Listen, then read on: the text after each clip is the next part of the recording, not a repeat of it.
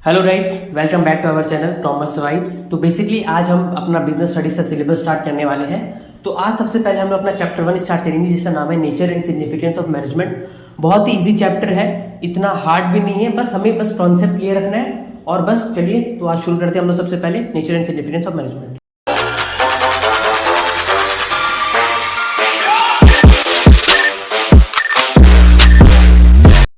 शुरू करते हैं nature and significance of management, जो कि उन्होंने बिजनेस स्टडीज का चैप्टर 1 है।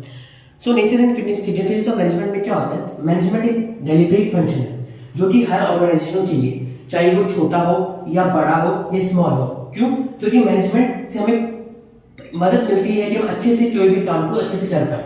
तो फर्स्ट ऑफ ऑल हम लोग चलते हैं मीनिंग में। सो मीनिंग क्या है? Management is a process of getting things done with the aim of achieving goals effectively and efficiency. So process मतलब क्या होता है? सीक्वेंस की काम, कोई भी काम को सीक्वेंस से करने हैं ताकि हम अपना ऑर्गेनाइजेशन गोल को अचीव कर सके। सो इफेक्टिवली मतलब क्या होता है? इफेक्टिवली मतलब कि मिनिमम टाइम में काम को कंप्लीट करना, नो मैटर कितना भी कॉस्ट लगे। हमें कॉस्ट से मतलब नहीं है, बस हमारा जो काम है वो होना चाहिए विद अ मिनिमम टाइम, और कितना भी पैसा लगे हमें कोई प्रॉब्लम नहीं होनी चाहिए। एंड सेकंड आता है एफिशिएंसी।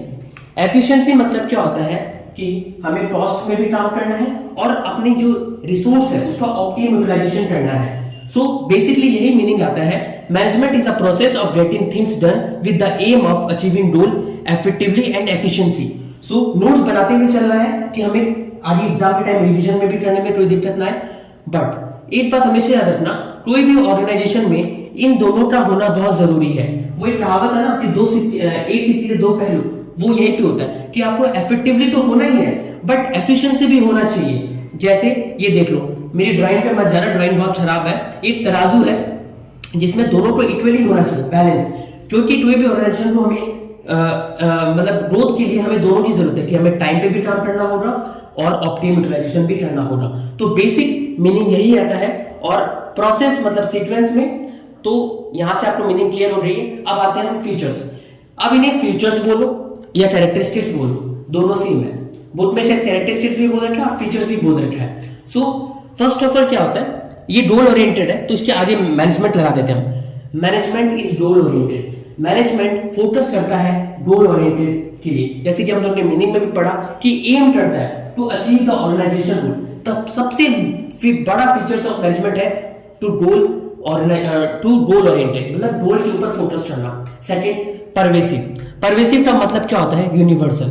यूनिवर्सल मतलब हर जगह, मतलब एप्लीकेबल एट एवरीवेयर, चाहे वो छोटा हो बड़ा हो कहीं पे भी हो। मतलब इवन घर पे भी हम लोग देखना मैनेजमेंट का यूज होता है। जैसे हमारी मम्मी कोई भी सामान के लिए देखा कैसे हम लोग मम्मी मैनेजमेंट करती है, तो मैनेजमेंट हर जगह होता है। ठीक है। उसके बाद आता है multi dimensional. Management is a multi dimensional. Management, इसमें से 3 सब हेडिंग आता है। Management of work, what is to be done, मतलब हमें क्या करना है। तो फर्स्ट ऑफ ऑल मैनेजमेंट में मैनेजमेंट ऑफ वर्क में ही आता है। फिर आता है मैनेजमेंट ऑफ पीपल। पीपल मतलब एम्प्लॉय को किस तरह हमें बताना है, क्या करना है, वो आता है management of people. And last management of operation. ये इन दोनों का कॉम्बिनेशन है, what is to be done and employ, कि हमें अपना काम किस तरह से करना है। मतलब ये साइकिल है, प्रोडक्शन मेथड और उसका साइकिल है। मैनेजमेंट ऑफ ऑपरेशन ये आता है। एंड उसके बाद आता है आई थिंक 1 2 3 एंड फोर्थ 7 है इसमें फीचर्स। फोर्थ वाला है कॉन्टिन्यूस। मैनेजमेंट इज कॉन्टिन्यूस है, जो कि चलता ही जाता है, नेवर एंडिंग है। अब मान लो मैनेजमेंट आपने कर लिया, आपने टास्क अचीव कर लिया, तो उसके बाद थोड़ी रुक जाते हैं, उसके बाद हम नेक्स्ट टास्क के ऊपर जाते हैं। तो management is continuous process. And fifth, group activity. Management is a group activity. Group activity मतलब मैनेजमेंट सबको मिला के चलता है, अकेले कोई मैनेज नहीं कर सकता। हम एम्प्लॉयज को बताएंगे तो वो हमारे साथ चलेंगे। तो management is also group activity. Management is dynamic function. Dynamic का मतलब होता है चेंजेस मतलब कि बिजनेस हमेशा चेंज होता रहता है, तो उसके अकॉर्डिंग हमें मैनेजमेंट को बदलना होगा ताकि हमारा जो ऑर्गेनाइजेशन गोल है वो अचीव हो सके। सो dynamic function. Intangible. Management is intangible है, हम मैनेजमेंट को देख नहीं सकते बट उसका एंड रिजल्ट जो है वो हम फील कर सकते हैं। तो बेसिकली उसके 7 फीचर्स है। Goal oriented, pervasive, multi dimensional, continuous, group activities, dynamic and intangible, and इनको कैरेक्टरिस्टिक्स भी कहते हैं। और ये सबसे इंपॉर्टेंट कॉन्सेप्ट है एफेक्टिवली एंड एफिशिएंसी, जो कि मैं आने वाले चैप्टर्स में भी काम आएगा। मैं आपको फिर से रिपीट कर देता हूं। इसमें हम टाइम पे फोकस करते हैं विद द मिनिमम टाइम, और अमाउंट में भी फोकस करते हैं कि मैटर कोई नहीं करता अमाउंट कितनी भी लगे, बट हमारा काम हो जाना चाहिए। एंड इसमें हम फोकस करते हैं optimum utilisation of time, and काम भी होना चाहिए हमारा, और ये हमारा बेसिक मीनिंग है। तो यहां तक ये फर्स्ट कॉन्सेप्ट हमारा क्लियर होता है। इसके बाद हम चलते हैं ऑब्जेक्टिव ऑफ मैनेजमेंट। तो आप इसका स्क्रीनशॉट ले लीजिए और मैं आपको थोड़ी देर में मिलता हूं ऑब्जेक्टिव ऑफ मैनेजमेंट में। अब हमारा थर्ड टॉपिक शुरू होने वाला है, ऑब्जेक्टिव ऑफ मैनेजमेंट। तो ऑब्जेक्टिव ऑफ मैनेजमेंट मतलब क्या होता है, मोटिव क्या है, मतलब ऑर्गेनाइजेशन का मोटिव क्या है। तो हमारे बेसिकली तीन ऑब्जेक्टिव आते हैं। फर्स्ट ऑफ ऑल आता है ऑर्गेनाइजेशनल ऑब्जेक्टिव, एंड सेकंड आता है सोशल ऑब्जेक्टिव, एंड थर्ड आता है पर्सनल ऑब्जेक्टिव। तो फर्स्ट ऑफ ऑल हम डिस्कस करते हैं ऑर्गेनाइजेशनल ऑब्जेक्टिव। तो ऑर्गेनाइजेशनल ऑब्जेक्टिव में आता है सर्वाइवल मतलब क्या होता है, सर्वाइवल मतलब होता है कि पहले हमें बिजनेस तो स्टैब्लिश तो करेंगे, बट हमारा कॉस्ट भी तो कवर होना चाहिए ना। तो कॉस्ट कवर बहुत इंपॉर्टेंट कॉन्सेप्ट है फॉर सर्वाइवल, ठीक है। एंड सर्वाइवल के बाद आता है, सर्वाइवल में आता है कॉस्ट कवर, एंड सेकंड आता है प्रॉफिट तो हमें कमाना ही होगा। अगर बिजनेस शुरू किया तो प्रॉफिट मोटिव के लिए तो करते हैं, प्रॉफिट ऑब्जेक्टिव के लिए तो करते हैं। एंड थर्ड आता है ग्रोथ मतलब क्या होता है, एक्सपैंड करना, मतलब जब हमारा बिजनेस में प्रॉफिट हो रहा है, हम सर्वाइवल भी कर पा रहे हैं, तो थर्ड आता है ग्रोथ, कि हम लॉस चल रहा है, हमें ग्रोथ भी तो करना है, हमें अपनी ब्रांचेस खोलनी है, बाहर भी हमें ग्रोथ करना है, एक्सपैंड करना। सो बेसिकली ये ऑर्गेनाइजेशनल ऑब्जेक्टिव आता है। उसके बाद आता है सोशल ऑब्जेक्टिव। सोशल ऑब्जेक्टिव मतलब हमारा सोसाइटी के लिए क्या कंट्रीब्यूशन हो सकता है। तो यहाँ पे बेसिकली आता है क्वालिटी प्रोडक्ट, मतलब हमें अच्छे प्रोडक्ट देने होंगे, ठीक है, उनको सही तरह से उनके सारे डिटेल्स देने चाहिए। एंड सेकंड आता है रीजनेबल प्राइस भी हमें सही रखनी चाहिए, कि ज्यादा प्राइस ना रखिए, जैसे हमारे 10 रुपए का प्रोडक्ट है तो हम उसमें 20 रख रहे हैं, तो वो भी नहीं करना चाहिए। एंड थर्ड आता है इको फ्रेंडली मेथड, कि हमें इको फ्रेंडली मेथड यूज करने चाहिए, कि हम इन्वायरमेंट को ज्यादा पॉल्यूट ना करें, गलत तरीके से कोई वेस्ट मटेरियल हम अपनी सोसाइटी में बाहर ना छोड़ दे, या वाटर जो रिवर्स उनमें ना छोड़ दे।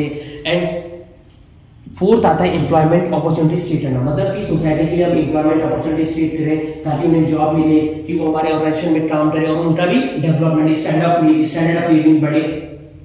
सो बेसिकली सोशल ऑब्जेक्टिव में आता है। एंड थर्ड आता है पर्सनल ऑब्जेक्टिव। पर्सनल ऑब्जेक्टिव होता है एम्प्लॉय के लिए, कि एम्प्लॉय के लिए क्या करना चाहिए। तो एम्प्लॉय के लिए हमें एडुकेट सैलरी देनी चाहिए, कि उसे अच्छी सैलरी देनी चाहिए, कि ताकि उसका भी ग्रोथ हो सके, क्योंकि अच्छी सैलरी देने से ही हमें एम्प्लॉयमेंट जो होते हैं, एम्प्लॉयज जो होते हैं वो मोटिवेटेड रहते हैं और हमारे ऑर्गेनाइजेशन में बहुत अच्छे से काम करते हैं। पीयर रिकग्नाइजेशन मतलब होता है जैसे कि उनको ना एक्स्ट्रा बेनिफिट देना, लाइक पेंशन, इंश्योरेंस, ये दोनों आते हैं। और भी कुछ आते हैं जैसे बोनस आ गया, बोनस भी हम दे सकते हैं। एंड थर्ड आता है ट्रेनिंग एंड डेवलपमेंट, कि एम्प्लॉय से ट्रेनिंग कर रहे हैं हम, उनका डेवलपमेंट मतलब होता है ओवरऑल ग्रोथ ऑफ एम्प्लॉय, और ट्रेनिंग मतलब उसकी जो स्किल्स है उन्हें डेवलप करना। सो ये तीन ऑब्जेक्टिव आते हैं। तो आप लोग एक बार स्क्रीनशॉट ले लीजिएगा। इसमें हम कॉस्ट कवरेज करते हैं, प्रॉफिट हमें प्रॉफिट कमाना है, ग्रोथ मतलब एक्सपेंड करना है। और इन दोनों में तो आपको इस देख के समझ आ रहा है कि हम क्या कहना चाहते हैं। Quality product, reasonable price, eco friendly method, employment opportunities, adequate salaries, peer recognition, training and development. So आप स्क्रीनशॉट ले लीजिए, फिर चलते हैं इंपॉर्टेंस ऑफ मैनेजमेंट। सो आप लोग ने ले लिया होगा, तो चलिए importance of management. So first of all पहला इंपॉर्टेंस है help in achieving organisation rule. Management help करता है कि हमारा ऑर्गेनाइजेशन रूल अचीव हो जाए, कि हम अपना जो हमारा जो गोल है कि हमें कहां तक पहुंचना है वो अचीव हो जाए। एंड सेकंड आता है इंक्रीज एफिशिएंसी, ये हमारा एफिशिएंसी इंक्रीज करता है। शायद हमने सेकंड कॉन्सेप्ट में पढ़ा था एफिशिएंसी मतलब क्या होता है, कॉस्ट कवर करना। कॉस्ट कवर मतलब कि हमें कॉस्ट में भी रहना है और ऑप्टिमम यूटिलाइजेशन ऑफ रिसोर्सेज का यूज करना है, तो इंक्रीज एफिशिएंसी करता है। और क्या होता है, क्रिएट्स डायनामिक ऑर्गेनाइजेशन। मैनेजमेंट जो है वो डायनामिक ऑर्गेनाइजेशन होता है, कि ताकि कोई भी चेंजेस हो, डायनामिक मतलब होता है चेंजेस, कि बिजनेस में जो भी चेंजेस हो वो ऑर्गेनाइजेशन अडेप्ट कर सके और उसमें जो चेंजेस है उसके अकॉर्डिंग काम करते रहे। तो create dynamic organisation. Help to achieving personal objective. Personal objective क्या होता है यहाँ पे, एम्प्लॉय को जैसे हमने कि एम्प्लॉय को गुड सैलरीज देना, एम्प्लॉय की बातें सुनना, उनके बारे में उनका स्टैंडर्ड ऑफ लिविंग इंक्रीज करना। तो यहाँ पे help to achieving personal objective में ही आता है। एंड इन द लास्ट आता है help to development of society, कि हम सोसाइटी में क्या कंट्रीब्यूट कर रहे हैं, कि टूवर्ड्स हमारा कुछ सोसाइटी के अकॉर्डिंगली तो कुछ रिस्पॉन्सिबिलिटीज होती है कि उन्हें रीजनेबल प्रोडक्ट्स देना और भी बहुत कुछ आता है। तो बेसिकली यहाँ पे डेवलपमेंट ऑफ सोसाइटी मतलब कंट्रीब्यूशन, हम क्या कंट्रीब्यूट करते हैं, हम उनके कुछ सामान यूज कर रहे हैं ना, मतलब उनकी जो हम जहाँ फैक्ट्री लगाते हैं तो उनके एरिया में लगा रहे हैं ना, तो उनके अकॉर्डिंगली तो हमारा कुछ होना चाहिए कि चाहे हम पार्क बना दें, हम गार्डन बना दें, हम फ्री हेल्थ केयर फैसिलिटीज करवा दें, तो basically help to development of society में ये आता है। तो ये 5 इंपॉर्टेंस आती है और आज की वीडियो यहीं पे खत्म करते हैं। और आप इस साइड पर स्क्रीनशॉट ले लीजिए और एक बात आप इन सबको लिख लीजिए नोट्स बना के। और बुक रीडिंग बहुत जरूरी है, क्योंकि बिजनेस स्टडीज में हमें रट्टा नहीं मारना है, हमें सिर्फ ये जो सब हेडिंग है इनके कॉन्सेप्ट समझने हैं और इनको नोट्स में लिखना है, और एग्जाम हॉल में ये हमें याद आएगा और हमें क्लिक होगा कि इसका मतलब क्या है, और वो हम खुद से भी लिख के आ सकते हैं। तो बिजनेस स्टडीज में कभी भी आप रट्टा मत मारना, खाली सब हेडिंग से याद रखोगे